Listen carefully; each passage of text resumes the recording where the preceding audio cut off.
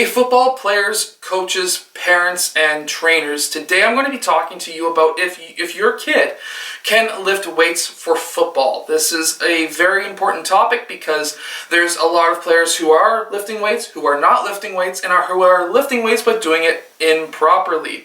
And that's what we're going to talk about today. First off, can young players lift weights? The answer is yes and no. So at the very young level or just starting off, I personally would not be lifting weights. I would be using body weight exercises. That would be squats, squat jumps, lunges, push-ups, sit-ups, dips, pull-ups, all that stuff. Body weight. We want to be able to build the muscles to be able to then lift weights later. Weights are important to isolate the muscle. Body weight exercises can isolate muscles, but they really do work out more than just one muscle group at a time.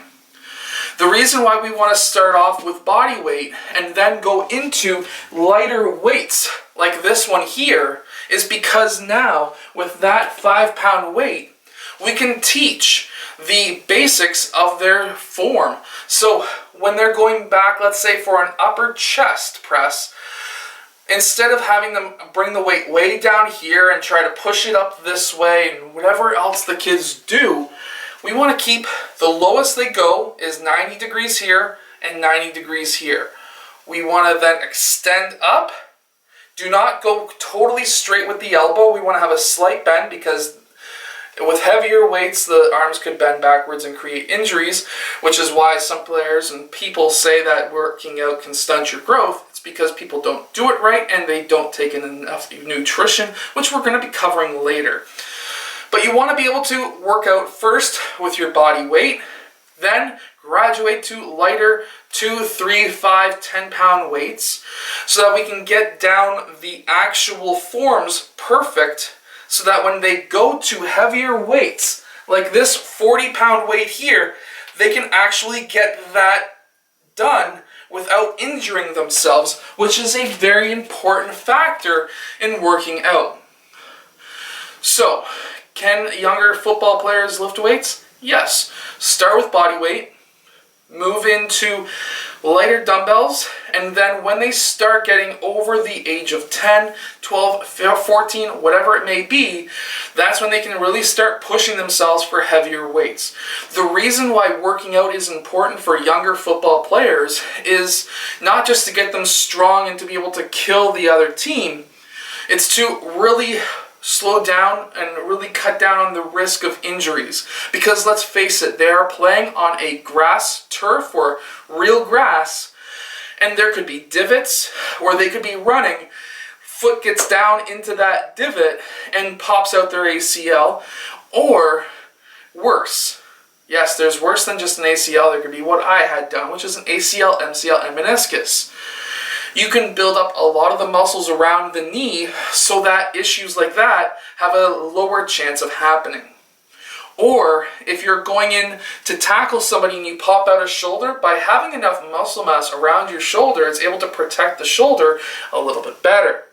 So this is why I really want as many young football players and even basketball players on my basketball channel to work out. It reduces injuries like crazy. Now going into the myths or the fake news when it comes to working out stunting growth. It can if you don't do it right, but if you're doing it right, it's actually going to promote more growth. Now, from what I mean by that is stretching is important. And of course, working out is just as important, but nutrition is more important than both of those. You need to have nutrition. We can't. This is where the myth came from, which was 100 years ago almost, where kids were not getting the right nutrition.